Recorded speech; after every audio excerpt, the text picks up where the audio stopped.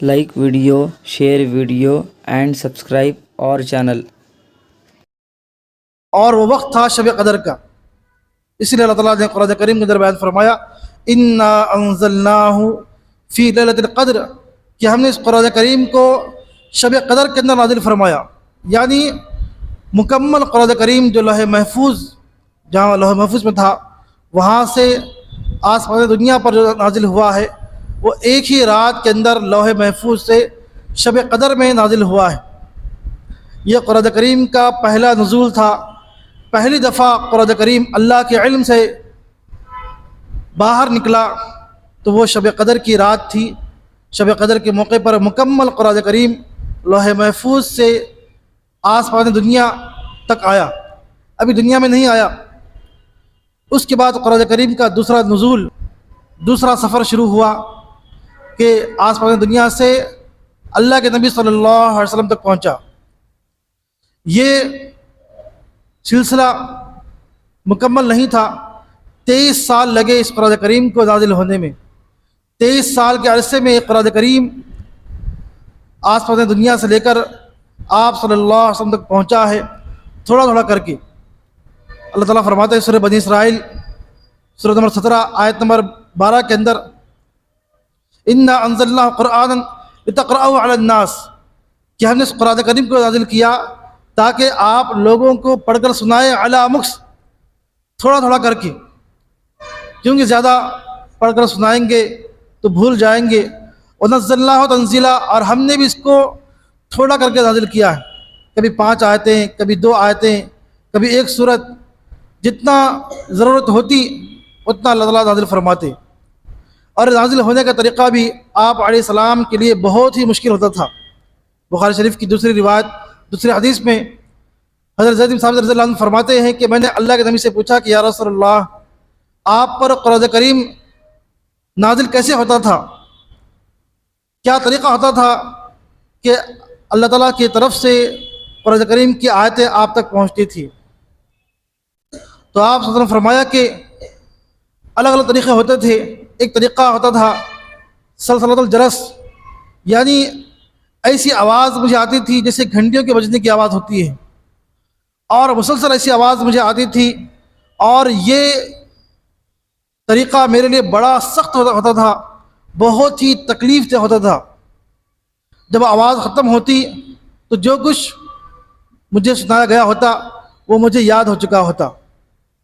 اور کبھی حضرت جبریل علیہ السلام انسان کی صورت میں، ایک صحابی تھے حضرت دحیہ کلبی رضی اللہ عنہ، ان صحابی کی شکل میں حضرت جبریل آتے تھے اور مجھے قرآن کریم سنایا کرتے تھے، اور یہ قرآن کریم کے نازل ہونے کا سب سے آسان طریقہ ہوتا تھا۔ جب وحی نازل ہوتی تو آپ صلی اللہ علیہ وسلم پر اتنا بھاری بوجھ ہوتا، اتنی سختی ہوتی۔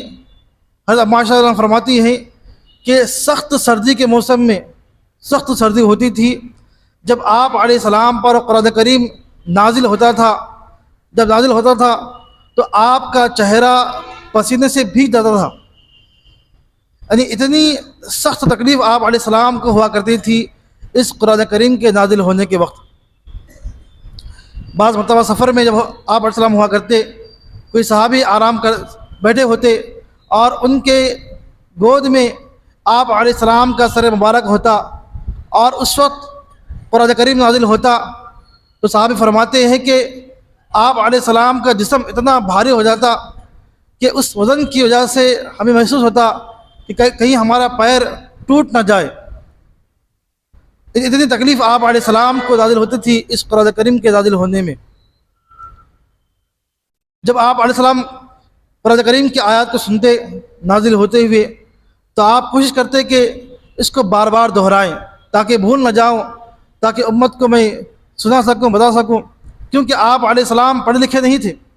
آپ علیہ السلام نے اس دنیا کے اندر کسی کے پاس بھی پڑھنا لکھنا نہیں سیکھا تھا، بلکہ آپ اس دنیا کے لحاظ سے امی تھے، جس کو پڑھنا لکھنا نہیں آتا، اسی لیے آپ بار بار دہراتے تھے۔ تو اللہ تعالیٰ نے آیت نازل فرمائی سورہ قیامہ سورہ نمبر 75 آیت نمبر 17 اور 18 میں کہ لا تحرک لسانک لتعجل بہ، اے نبی جی آپ قرآن کریم کو یاد کرنے کے لیے اپنے ہونٹوں کو بار بار حرکت مت دیجیے، یعنی جلدی جلدی مت پڑھیے، اس کو مت دہرائیے۔ ان علینا جمعہ و قرآنہ، آپ پر قرآن کریم کو نازل کرنا اور اس کو محفوظ کرنے کی ذمہ داری ہماری ہے، ہم آپ کے سینے کے اندر اس کو محفوظ کر دیں گے۔ بخاری شریف کے اندر بھی اس کو حدیث کے اندر اللہ نے بیان فرمایا کہ انزلت علیک کتابا، کہ اے نبی جی میں آپ پر ایک ایسی کتاب نازل کی ہے، لا یغسلہ الماء، جس کو پانی نہیں دھوئے گا، یعنی جس کو کوئی آفت مٹا نہیں سکتی، وہ آپ پر محفوظ رہے گا، آپ کبھی بھی اس کو بھولیں گے نہیں۔ سنقرئک فلا تنسیٰ، ہم آپ کو اس طرح پڑھائیں گے کہ آپ اس کو کبھی نہیں بھولیں گے۔ تو اس وقت آپ علیہ السلام کو اطمینان ہوا کہ جو قرآن کریم میں سن رہا ہوں فرشتے کے ذریعے، انشاءاللہ وہ محفوظ رہے گا، میں اس امانت کو جو اللہ کی طرف سے مجھے ملی ہے، ایک ایک حرف بالکل بغیر کسی کمی بیشی کے میں امت کو دے سکوں گا۔ آپ علیہ السلام کو اطمینان ہوا، لیکن آپ علیہ السلام کو تو محفوظ تھا، امت کے تو کیسے محفوظ رہے گا، کہیں امت بھول نہ جائے۔ اس لیے جب بھی قرآن کریم نازل ہوتا، آپ علیہ السلام کسی صحابی کو بلا کر فوراً اس کو لکھوا دیتے تاکہ صحابہ اس کو اچھی طرح یاد کر لیں۔ 40 ایسے صحابہ ہیں جو آپ علیہ السلام پر جب وحی نازل ہوتی تو اس وحی کو لکھا کرتے تھے۔ 21 صحابہ زیادہ مشہور ہیں۔ جیسے قرآن نازل ہوتا، حضرت زید بن ثابت رضی اللہ عنہ فرماتے ہیں کہ جب قرآن کریم نازل ہوتا تو آپ علیہ السلام فوراً کسی صحابی کو بلاتے اور اس کو لکھوا دے جو کچھ نازل ہوا ہے۔ لیکن اس وقت عرب کے اندر کاغذ اتنا زیادہ تھا نہیں، کیونکہ عرب کا جو مزاج تھا وہ پڑھنے لکھنے کا زیادہ نہیں تھا بلکہ یاد رکھنے کا تھا۔ عرب کے حافظ ان کی یادداشت اتنی زیادہ ہوتی کہ اپنے خود کے خاندان تو یاد رکھتے ہی تھے، اپنے گھوڑوں کی نسلیں بھی یاد رکھتے تھے، اتنا ان کا حافظہ تھا، لیکن لکھنے پڑھنے کا رواج بہت ہی کم تھا، اس لیے کاغذ نہیں تھا۔ تو جب نازل ہوتا قرآن تو صحابہ کرام کبھی پتھر کی سلوں پر پتھر کی تختیاں بنا کر، کبھی چمڑوں کے پارچوں میں، کبھی کھجور کی شاخوں میں، کبھی درخت کے پتوں میں، اور کبھی جانور کی ہڈیوں تک پر قرآن کریم لکھا کرتے تھے، اور کبھی کبھی کاغذ مل جاتا تو کاغذ پر بھی قرآن کریم لکھتے تھے۔ آپ علیہ السلام جب لکھاتے تھے تو وہ کہتے تھے کہ اس کو پڑھ کر سناؤ، اور جب صحابی پڑھ کر سناتے اور کچھ کمی بیشی ہوتی تو آپ علیہ السلام اس کو دور فرما دیتے۔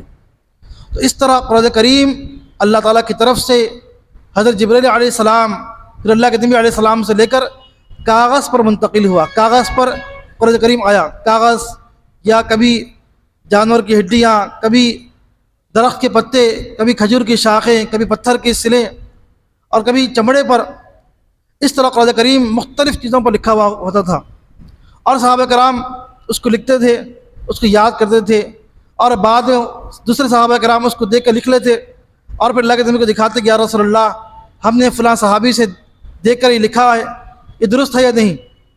اس طرح قرآن کریم مختلف چیزوں پہ لکھا ہوا کرتا تھا۔ حافظ تو بہت تھے، لیکن قرآن کریم مکمل جیسا آج اس شکل کے اندر موجود ہے، اس طرح اللہ کے نبی صلی اللہ علیہ وسلم کے زمانے میں کسی کے پاس موجود نہیں تھا۔ کسی کے پاس ایک سورت، کسی کے پاس کچھ آیتیں، کسی کے پاس کچھ آیتیں، لیکن یاد سب کو ہوا کرتا تھا۔ اس طرح یہ قرآن کریم مختلف چیزوں پر لکھا گیا۔ پھر جب آپ علیہ السلام کا انتقال ہوا، صحابہ کا دور آیا، تو ایک جنگ ہوئی، جنگ یمامہ، جس کے اندر 700 حافظ صحابہ جو بڑے قاری تھے، امت کو جگہ جگہ وہ صحابہ کرام قرآن سکھایا کرتے تھے، بڑے قاری تھے نمازوں میں، اور ہر جگہ جب قرآن کریم کو پڑھانے کی ضرورت پڑتی تو وہ صحابہ کرام پڑھاتے تھے۔ 700 حفاظ صحابہ ایک ہی جنگ کے اندر شہید ہو گئے۔ جب یہ قصہ ہوا تو صحابہ کرام کو بڑی تکلیف ہوئی کہ ایک تو صحابہ شہید ہوئے، دوسرے وہ صحابہ جو حافظ تھے، جو قاری تھے۔ حضرت عمر رضی اللہ عنہ اس وقت، حضرت ابوبکر صدیق رضی اللہ عنہ بڑے خلیفہ تھے، امیر المؤمنین تھے، ان کے پاس پہنچے اور فرمایا کہ امیر المؤمنین، جنگ یمامہ کے اندر 700 حافظ صحابہ شہید ہوئے ہیں۔ اس کے علاوہ جو صحابہ اللہ کے نبی علیہ السلام کے زمانے میں حافظ تھے ان کے انتقال ہوتے جا رہا ہے۔ اس لیے بہتر ہے کہ قرآن کریم کو ایک جگہ مکمل لکھوایا جائے تاکہ محفوظ رہے، تاکہ اگر کسی کا حافظ نہ ہو تو قرآن کریم کو پڑھ کر سمجھا جا سکے، پڑھا جا سکے۔ تو سب سے پہلے ابو بکر صدیق رضی اللہ عنہ نے فرمایا کہ تم یہ رائے کیسے دے سکتے ہو جو کام اللہ کے نبی نے نہیں کیا؟ اللہ کے نبی چاہتے تو کر سکتے تھے، لیکن کبھی اللہ کے نبی علیہ السلام نے پورے قرآن کریم کو جمع نہیں فرمایا۔ جو کام اللہ کے نبی نے نہیں کیا تم اس کام کے بارے میں کیسے سوچ سکتے ہو؟ میں ہرگز نہیں کروں گا۔ لیکن عمر رضی اللہ عنہ بار بار اصرار کرتے رہے کہ کام ضروری ہے، یہ کام نہیں ہوگا تو پھر قرآن کریم لکھا ہوا باقی نہیں رہے گا اور اندیشہ کہ ختم ہو جائے، اس لیے اس کو کیا جائے۔ لیکن آپ بار بار انکار کرتے رہے اور آخر کار حضرت عمر رضی اللہ عنہ نے حضرت ابو بکر صدیق رضی اللہ عنہ کو بنا لیا۔ پھر دونوں حضرات نے سوچا کہ کام کیسے کیا جائے۔ زید بن ثابت رضی اللہ عنہ یہ بڑے علم صحابہ تھے، عالم تھے، اور آپ صلی اللہ علیہ وسلم کی اکثر وہی لکھا کرتے تھے، اور آپ علیہ السلام ان کو قرآن کریم سنایا کرتے تھے اور ان کا قرآن سنا بھی کرتے تھے۔ تو دونوں سوچا کہ ان کو بلایا جائے۔ چنانچہ دونوں حضرات نے زید بن ثابت رضی اللہ عنہ کو بلایا اور کہا کہ زید دیکھو بڑے بڑے صحابہ کرام جو حفاظ قراء تھے وہ شہید ہوتے جا رہے ہیں، انتقال ہوتا جا رہا ہے، اور اگر اسی طرح سلسلہ چلتا رہا تو پھر حافظ صحابہ ختم ہو جائیں گے اور امت کو قرآن کریم نہیں ملے گا۔ اس لیے ہماری رائے ہے کہ تم قرآن کریم کو جمع کرو، جو قرآن کریم مختلف صحابہ کے پاس لکھا ہوا ہے اس کو جمع کر کے ایک جگہ رکھو تاکہ جہاں ضرورت پڑ سکے اس کو پڑھایا جا سکے۔ انہوں نے بھی کہا کہ آپ وہ کام کیسے کر سکتے ہیں جو اللہ کے نبی نے نہیں کیا؟ اگر اللہ کے نبی چاہتے تو اللہ کے نبی خود اس کو جمع کرتے تھے۔ اللہ کے نبی علیہ السلام نے اپنی زندگی میں پورے قرآن کریم کو جمع نہیں کیا تو آپ وہ کام کیسے کر سکتے ہو؟ لیکن انہوں نے اصرار کیا، بار بار کہا۔ زید بن ثابت رضی اللہ عنہ فرماتے ہیں کہ اگر یہ لوگ مجھے پہاڑ کو ایک جگہ سے دوسری جگہ کرنے کا حکم دیتے تو میرے لیے آسان ہوتا، لیکن یہ کام میرے لیے بہت مشکل تھا۔ لیکن آخر کار بھی مان گئے۔ اب یہ طے ہوا کہ قرآن کریم کو جمع کیسے کیا جائے۔ زید بن ثابت رضی اللہ عنہ صحابی تھے، حافظ تھے، اور اللہ کے نبی علیہ السلام کو قرآن سنایا کرتے تھے۔ اللہ کے نبی صلی اللہ علیہ وسلم نے ان کا قرآن سنا تھا اور ان کو قرآن سنایا بھی تھا۔ آپ چاہتے تو یہ کہہ سکتے تھے کہ زید تم حافظ ہو، تم ہی بیٹھ کر پورا قرآن لکھ دو، تم پر کوئی شک بھی نہیں، اور تم اللہ کے نبی علیہ السلام کے پاس قرآن سنا بھی چکے ہو۔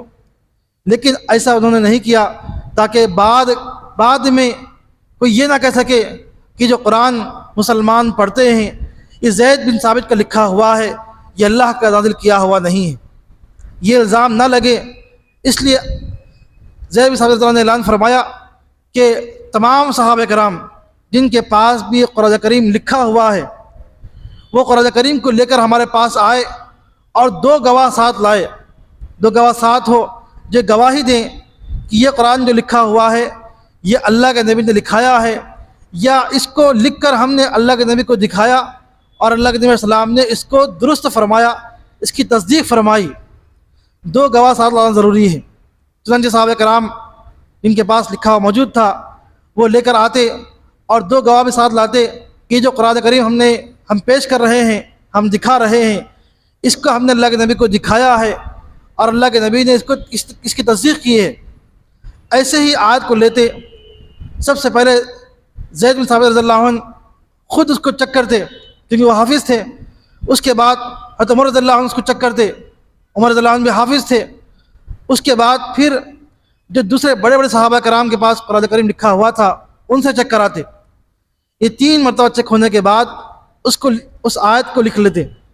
اس طرح قرآن کریم پورا مکمل محفوظ ہوا، لیکن پورا قرآن کریم ایسا محفوظ نہیں ہوا جیسا ہمارے پاس آج موجود ہے، بلکہ ایک سورت الگ الگ لکھی ہوتی تھی، ہر سورت الگ الگ جمع کی گئی۔ اس کے بعد مکمل قرآن کریم جب جمع ہو گیا تو اس کو حضرت ابو بکر رضی اللہ عنہ نے اپنے گھر کے اندر رکھ لیا تاکہ اگر کبھی ضرورت پڑے تو اس کو استعمال کیا جا سکے۔ جب آپ کا انتقال ہوا اور آپ کے انتقال کے بعد حضرت عمر رضی اللہ عنہ خلیفہ بنے تو آپ کے حوالے کیا گیا 10 سال تک یہ نسخہ جو ابو بکر نے جمع کیا تھا وہ آپ کے پاس رہا۔ پھر جب آپ کا انتقال کا وقت قریب آیا تو آپ نے اپنی صاحبزادی اپنی بیٹی حضرت حفصہ رضی اللہ عنہا جو کہ اللہ کے نبی صلی اللہ علیہ وسلم کی زوجہ محترمہ تھی ان کے حوالے کر دیا، پھر ان کے پاس رہا۔ پھر حضرت عثمان رضی اللہ عنہ کا دور آیا، ان کے دور میں ایک بڑا فتنہ پھیلنے کا اندیشہ ہوا۔ اس وقت اسلام بہت دور تک پھیل گیا تھا، ایسے ملکوں تک پھیلا ہوا تھا جن ممالک کی زبان عربی نہیں تھی، چونکہ قرآن کریم 7 الگ الگ زبانوں میں نازل ہوا تھا۔ جس طرح ہماری اردو کے اندر بھی اردو ہماری بول چال ہے، ہماری بول چال الگ ہے، اور لکھنؤ کی بول چال الگ ہے، اور کرناٹک کی بول چال الگ ہے۔ سبھی اردو بولتے ہیں لیکن انداز الگ الگ ہوتا ہے، معنی ایک ہوتے ہیں لیکن الفاظ الگ الگ ہوتے ہیں۔ اسی طرح عربی کے اندر بھی کئی سارے حروف ایسے ہیں جو پڑھنے میں الگ الگ ہوتے ہیں لیکن معنی ان کا ایک ہی ہوتا ہے۔ لیکن یہ بات عربوں کو معلوم تھی، جو غیر عرب تھے، ہماری طرح عجمی تھے، جن کی زبان عربی نہیں تھی، ان کو معلوم نہیں تھا۔ تو جب ایسے ممالک تک اسلام پہنچا، وہاں کے لوگ قرآن کریم کو پڑھنے لگے تو وہ ان میں آپس میں بحثیں شروع ہو گئی۔ ایک شخص، ایک مسلمان ایک صحابی سے قرآن سیکھتے، دوسرے مسلمان دوسرے سے سیکھتے، جب آپس سے ملتے اور ایک دوسرے کو قرآن کریم پڑھ کر سناتے تو کہتے کہ تیرا قرآن غلط ہے، میرا صحیح ہے تیرا غلط ہے۔ وہ کہتا کہ نہیں میرا صحیح ہے تمہارا غلط ہے۔ حذیفہ بن یمان فرماتے ہیں کہ میں آذربائیجان کے جہاد میں محاذ میں شامل تھا، میں نے وہاں دیکھا کہ مسلمان قرآن کریم کی وجہ سے ایک دوسرے کو کافر کہہ رہے ہیں۔ تو میں حضرت عثمان رضی اللہ عنہ کے پاس پہنچا اور کہا کہ امیر المؤمنین، صورتحال یہ ہے کہ جن ممالک کی زبان عربی نہیں ہے وہاں کے مسلمان فتنے میں پڑے ہوئے ہیں اور ایک دوسرے کو کافر تک کہہ رہے ہیں، کیونکہ جو ملک کے شام کے رہنے والے ہیں وہ ابی بن کعب رضی اللہ عنہ سے قرآن سیکھے ہیں، جو عراق کے رہنے والے ہیں وہ عبداللہ بن مسعود رضی اللہ عنہ سے قرآن سیکھے ہیں، دونوں کی زبانیں الگ ہیں۔ تو دونوں جب دونوں کے شاگرد آپس سے ملتے ہیں تو ایک دوسرے کے پیچھے حتیٰ کہ نمازیں تک نہیں پڑھتے ہیں۔ تو عثمان نے فرمایا کہ یہ صورتحال تو خود مدینہ کے اندر بھی ہے، مدینہ کے اندر بھی ہر صحابی کا الگ الگ انداز ہے، جس سے یہاں بھی اختلاف پیدا ہو رہا ہے اور ایک دوسرے کے قراءت کو غلط کہہ رہے ہیں۔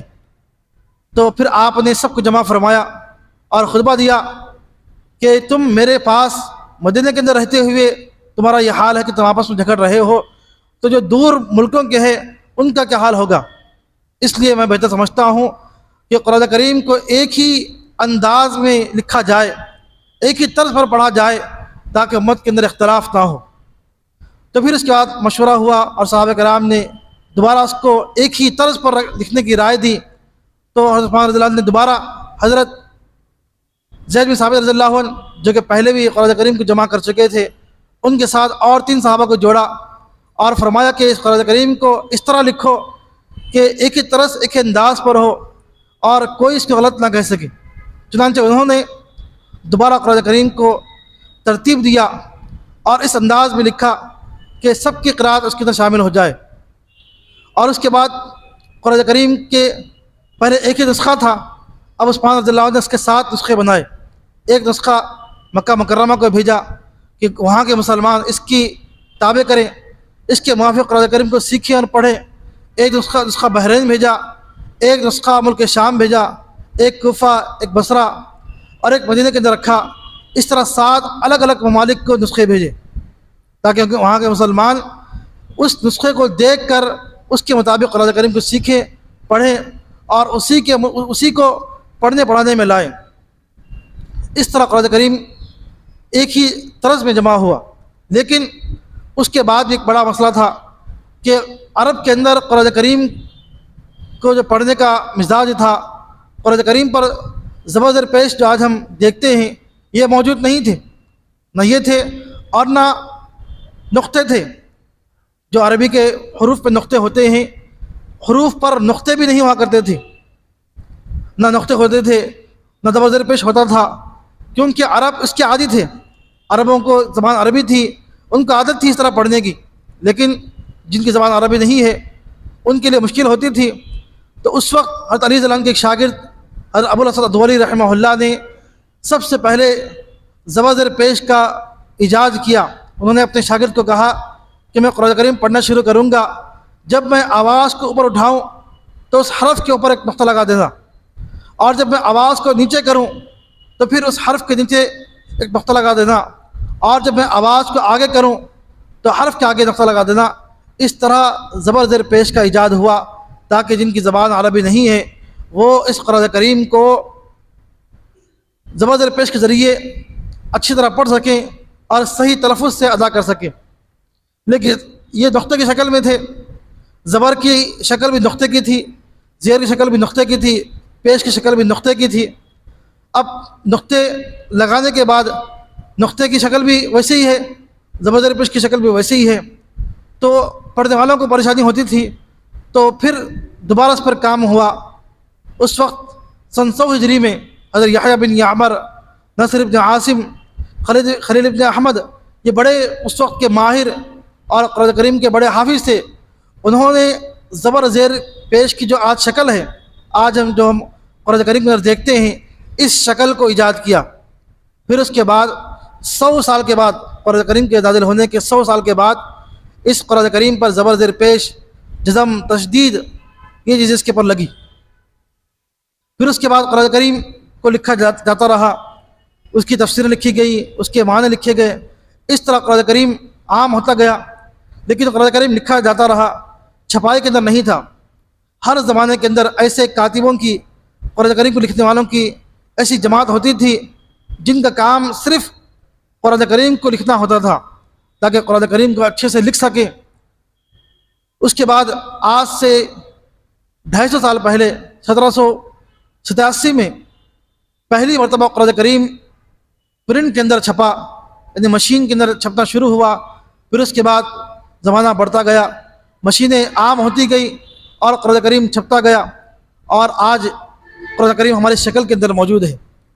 تو قرآن کریم آج اتنے مرحلے کے بعد، اتنی قربانیوں کے بعد، اتنے بڑے بڑے اکابر، اسلاف، صحابہ کرام کی قربانیوں کے بعد آج یہ ہم تک پہنچا ہے۔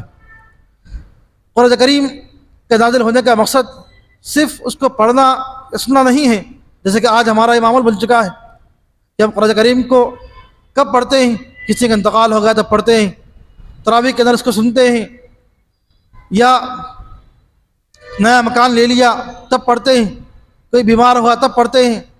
ہم نے قرآن کریم کو صرف مخصوص اوقات میں پڑھنے کا نظام بنا لیا ہے، جبکہ قرآن کریم کا مقصد اس کو سمجھنا اور اس پر عمل کرنا ہے۔ اللہ تعالیٰ فرماتے ہیں افلا یتدبرون القرآن ام علی قلوب اقفالها، کہ کیا لوگ قرآن کریم کو نہیں سمجھتے، کیا ان کے دلوں میں تالے پڑے ہوئے ہیں، قفل پڑے ہوئے ہیں۔ قرآن کریم کو نازل ہونے کا مقصد اس کو سمجھنا، اس کے معانی کو جاننا ہے۔ اور رمضان قرآن کریم کا مہینہ ہے، رمضان کے اندر قرآن کریم نازل ہوا ہے، تو اس مہینے کے اندر اس کی خاص رشتہ ہے، اس لیے اس مہینے کے اندر تراویح کے ذریعے ایک قرآن مکمل سننا یہ ہر مسلمان پر سنت مؤکدہ ہے۔ اس لیے تفسیر کا اہتمام یہاں کیا گیا ہے۔ اس لیے آپ سبھی حضرات سے گزارش ہے کہ خود بھی دیگر مسلمانوں کو بھی اس تفسیر کے اندر شریک فرمائے۔ انشاءاللہ ہر دن ایک پارے کی تفسیر ہوگی۔ آج قرآن کریم کی تاریخ بیان کی گئی ہے، انشاءاللہ سورہ فاتحہ کی مختصر تفسیر بیان کی جائے گی، اس کے بعد ہماری تفسیر مکمل ہوگی۔ سورہ فاتحہ یہ قرآن کریم کا اصل میں خلاصہ اور نچوڑ ہے۔ یہ یوں کہہ لیں کہ اللہ تعالیٰ نے قرآن کریم کو پڑھنے کی ہدایات اس کے اندر دی ہے کہ قرآن کریم کو کیسے پڑھنا ہے، اس سے فائدہ کیسے اٹھانا ہے۔ تو اللہ تعالیٰ نے اس سورت کے اندر اس کے اصول بیان فرمائے ہیں۔ اس سورت کے اندر 7 آیتیں ہیں، 7 آیتوں میں 3 آیتیں اللہ تعالیٰ نے اپنی بڑائی کے لیے رکھی ہیں۔ اللہ تعالیٰ فرماتے ہیں قسمت الصلاۃ بینی و بین عبدی، کہ میں نے سورہ فاتحہ کو اپنے اور بندے کے درمیان میں تقسیم کیا ہے۔ 7 آیتیں ہیں، 3 آیتوں میں نے اپنی بڑائی بیان کی ہے، 3 آیتوں میں میں نے بندوں کو دعا سکھلائی ہے، بندے کے لیے ہے، اور 1 آیت میرے اور بندے کے درمیان میں ہے۔ پہلی آیت الحمدللہ رب العالمین، کہ تمام تعریفیں اس اللہ کے لیے ہیں جو تمام عالموں کا رب ہے، تمام عالموں کا پالنہار ہے، پروردگار ہے۔ یہ آیت اللہ تعالیٰ کی تعریف کے لیے ہے، اور یہ قرآن کریم کے پڑھنے کی شرط بھی ہے کہ اگر قرآن کریم کو پڑھنا ہے، سمجھنا ہے، سب سے پہلی شرط یہ ہے کہ اپنے دل سے اپنی بڑائی کو نکال دیا جائے، یہ بات دل میں اٹھائی جائے کہ تمام تعریفیں صرف اور صرف اللہ کے لیے ہیں، اللہ کے علاوہ کوئی تعریف کے لائق اور قابل نہیں ہے۔ الرحمن الرحیم، اللہ تعالیٰ ہی نہایت رحم کرنے والے اور مہربان ہیں۔ رحمان اور رحیم دونوں کا معنی رحم کرنا ہے، لیکن دونوں میں بڑا فرق ہے۔ رحمان کا معنی ہے بہت زیادہ رحم کرنے والا، اور رحیم کا معنی ہے رحم کرنے والا۔ رحمان صرف اللہ کی صفت ہے، اللہ تعالیٰ کے علاوہ کوئی رحمان نہیں ہو سکتا، کیونکہ انسان کے اندر رحم کا مادہ تو ہے، لیکن بہت زیادہ رحم کرنا یہ انسان کی صفت نہیں ہے، یہ اللہ تعالیٰ کی صفت ہے۔ اسی لیے اگر کسی کا نام رحمان رکھا جائے تو اس کو عبد الرحمن کہنا ضروری لازم ہے، کیونکہ رحمان انسان نہیں ہو سکتا۔ جیسے کسی کا نام کوئی عبداللہ، کسی کا نام ہے تو کوئی اللہ نہیں کہتا۔ اس طرح جو صفات اللہ کے ساتھ خاص ہیں، وہ صفات اگر کسی کا نام رکھی جائیں تو ان کے نام سے پہلے عبد لگانا ضروری ہے، عبد الرحمن کہنا ضروری ہے۔ مالک یوم الدین، جو بدلے کے دن کا مالک ہے، یعنی قیامت کے دن کا مالک ہے۔ تو ان تین آیتوں میں اللہ تعالیٰ نے اپنی بڑائی کبریائی بیان فرمائی۔ الحمدللہ رب العالمین، تمام تعریفیں اللہ تعالیٰ کے لیے ہیں جو تمام عالموں کا رب ہے۔ الرحمن الرحیم، جو بڑا مہربان نہایت رحم کرنے والا ہے۔ مالک یوم الدین، جو بدلے کے دن کا مالک ہے۔ ایاک نعبد و ایاک نستعین، یہ آیت، اس آیت کے اندر اللہ تعالیٰ نے اپنی اور بندے کی دونوں کی ضرورت کو رکھا ہے۔ ایاک نعبد، اے ہمارے پروردگار، ہم آپ ہی کی عبادت کرتے ہیں، آپ ہی کی بندگی کرتے ہیں۔ و ایاک نستعین، اور آپ ہی سے مدد مانگتے ہیں۔ عبادت اللہ تعالیٰ کا حق ہے اور مدد ہماری ضرورت ہے۔ اس آیت میں اللہ تعالیٰ نے یہ انسانوں کو سبق دیا ہے کہ مدد اللہ ہی سے مانگنی چاہیے۔ و ایاک نستعین، اور آپ ہی سے ہم اے اللہ مدد مانگتے ہیں۔ ایسی مدد جو انسان کر سکتا ہے، انسان سے مانگ سکتے ہیں، کسی سے قرض مانگنا ہو، کسی سے کوئی چیز مانگنی ہو، لیکن ایسی چیز جو انسان کے بس میں نہیں ہے، وہ انسان سے مانگنا شرک ہے۔ جیسے اولاد کا مانگنا، مصیبتوں کے دور کرنے کو مانگنا، بیماری کے دور کرنے کو مانگنا، یہ انسان کے بس میں نہیں ہے، تو یہ انسان سے مانگنا شرک ہے۔ اہدنا الصراط المستقیم، اے اللہ ہمیں سیدھا راستہ دکھا۔ اب یہ ان تین آیتوں کے اندر اللہ تعالیٰ نے ہمیں دعا سکھلائی ہے، کیونکہ جب تک کسی انسان کو اللہ کی طرف سے توفیق نہیں ملتی، تب تک عمل کی توفیق اس کو نہیں ملتی۔ اس لیے اللہ تعالیٰ نے یہ انسانوں کو دعا سکھلائی کہ اس دعا بار بار مانگتے رہیں، اہدنا الصراط المستقیم، کہ اللہ ہمیں سیدھے راستے کی توفیق عطا فرما۔ انسان دنیا میں آیا ہے تو دنیا کے اندر اللہ تعالیٰ نے انسان کو اچھائی اور برائی دونوں کا مکمل اختیار دے دیا ہے۔ فہدیناہ النجدین، کہ ہم نے دو راستے انسان کے آگے کر دیے ہیں۔ فألہمہا فجورہا وتقواہا، ہم نے نیکی کا راستہ بھی اس کے لیے آسان کر دیا، گناہ کا راستہ بھی آسان کر دیا۔ انسان جب چاہے گناہ کر سکتا ہے، اگر انسان گناہ کرنا چاہے تو گناہ کرنا بھی اس کے لیے آسان ہے، اور نیکی کرنا چاہے تو نیکی کرنا بھی اس کے لیے بہت ہی آسان ہے۔ اس لیے اللہ نے فرمایا کہ دعا مانگتے رہو، اہدنا الصراط المستقیم، کہ اللہ ہمیں سیدھے راستے پر چلا، صراط الذین انعمت علیہم، ان لوگوں کے راستے پر جن پر آپ نے انعام فرمایا۔ انسان کا مزاج یہ ہے کہ انسان دیکھا دیکھی عمل کرتا ہے، جیسے ماحول کو دیکھتا ہے ویسے اس کی عادت پڑتی ہے۔ کوئی انسان اگر برے لوگوں میں رہے تو بری عادتیں اس کے اندر آئے گی، اچھے لوگوں میں رہے تو اچھی عادتیں آئے گی۔ اس لیے ایسے لوگوں کے ساتھ رہنے کا حکم دیا ہے۔ اللہ نے فرمایا کونوا مع الصادقین، اچھے لوگوں کے ساتھ رہو اور ان کے جیسے بننے کی کوشش کرو۔ اس لیے دعا سکھلائی، صراط الذین انعمت علیہم، ایسے لوگوں کا راستہ ہمیں دکھلا جن پر آپ نے انعام فرمایا، فضل فرمایا، غیر المغضوب علیہم ولا الضالین، نہ ان لوگوں کا راستہ جن پر آپ کا غضب نازل ہوا، اور نہ ان لوگوں کا راستہ جو گمراہ ہو چکے ہیں۔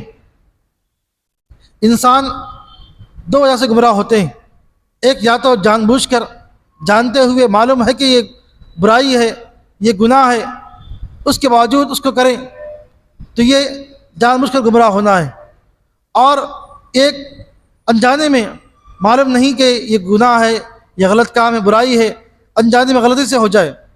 اللہ نے دونوں طرح کی گمراہی سے بچنے کی دعا سکھلائی۔ غیر المغضوبی، نہ ایسے لوگوں کا راستہ جن پر آپ کا غضب نازل ہوا، یعنی جو جان کر غلط راستے پر پڑے ہیں، ولا الضالین، نہ ایسے لوگوں کا راستہ جو غلطی سے گمراہ ہو چکے ہیں۔ اس دنیا کے اندر جو دو بڑی مذاہب ہیں، یہود اور نصارہ، ان کا یقین بھی اللہ پر تھا۔ ایک موسیٰ علیہ السلام کو ماننے والے تھے، اللہ کے پیغمبر کو ماننے والے تھے، اور ایک عیسیٰ علیہ السلام اللہ کے ایک پیغمبر کو ماننے والے تھے۔ آج دونوں گمراہ ہیں، حالانکہ دونوں بتوں کی پوجا نہیں کرتے، اس کے باوجود گمراہ ہیں۔ ایک گمراہ ہیں یہود، یہ ضد کی وجہ سے، جانتے ہوئے ان کو معلوم ہے کہ اللہ کے نبی علیہ السلام سچے پیغمبر ہیں۔ اللہ نے فرمایا یعرفونہ کما یعرفون ابناءہم، جس طرح ان کو اپنے بیٹوں کے بارے میں یقین ہے کہ یہ ہماری ہی اولاد ہیں، اسی طرح ان کو یقین ہے کہ اللہ کے نبی محمد صلی اللہ علیہ وسلم اللہ کے سچے رسول ہیں۔ یہ جانتے ہوئے بھی یہ لوگ اللہ کے نبی کو نہیں مانتے، جانتے ہوئے بھی گمراہ ہیں، اس لیے ان پر اللہ کا غضب نازل ہوا ہے۔ اور نصارہ یہ گمراہ ہوئے ہیں، یہ سمجھتے ہیں کہ عیسیٰ علیہ السلام بغیر باپ کے پیدا ہوئے ہیں، تو یہ اور عیسیٰ علیہ السلام کو اللہ نے اٹھا لیا ہے تو گویا یہ اللہ کے بیٹے ہیں۔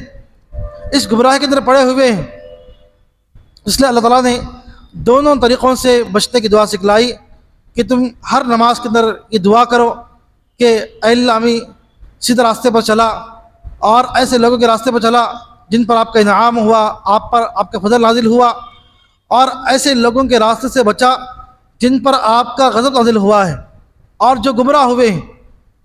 تو یہ دعا اللہ نے سکھلائی، یہ دعا انسان دل سے کرتا رہے تو پھر انشاءاللہ اللہ تعالیٰ کی ذات سے امید کر سکتا ہے کہ اللہ تعالیٰ اس کو سیدھے راستے پر چلائیں، اور اس نیت کی برکت سے باقی قرآن کریم جو آگے شروع ہونے والا ہے اس کے احکامات پر عمل کرنا اس کے لیے آسان ہو۔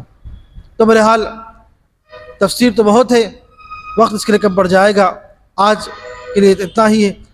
قرآن کریم کی تاریخ کہ کتنے قربانیوں سے، کتنی صحابہ کرام کہ اس کے اندر محنتیں لگی ہے، تب جا کر یہ قرآن کریم ہم تک پہنچا ہے۔ اس کی قربانیوں کا قدر یہ ہے کہ ہم اس قرآن کریم کو سنیں، اس کی تفسیر کو سنیں، اس کو سمجھیں اور اس پر عمل کریں۔ اللہ تعالیٰ سے دعا ہے کہ اللہ تعالیٰ ہم سب کو قرآن کریم سننے، سمجھنے اور اس پر عمل کرنے کی توفیق نصیب فرمائے۔ دعا کر لیں۔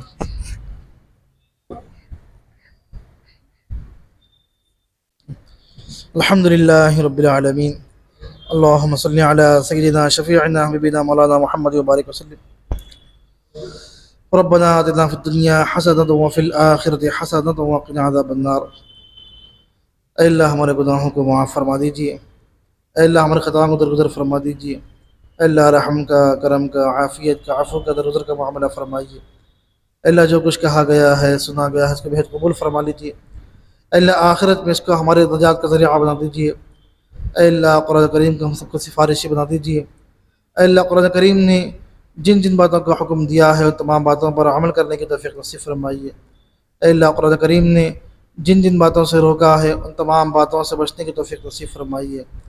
اے اللہ قرآن کریم کی تفسیر کا مبارک سلسلہ شروع کیا گیا ہے، اے اللہ اس مبارک سلسلے کو کامیاب فرمائیے۔ اے اللہ مسلمانوں کو اے اللہ اس قرآن کریم کو سمجھنے، اس پر عمل کرنے کی توفیق نصیب فرمائیے۔ اے اللہ آخرت میں اس کو ہماری کامیابی کا ذریعہ بنا دیجیے۔ اس چھوٹی بڑی دعا کو محض اپنے فضل و کرم سے قبول فرما لیجیے۔ سبحان ربک رب العزت عما یصفون وسلام علی المرسلین والحمد للہ رب العالمین۔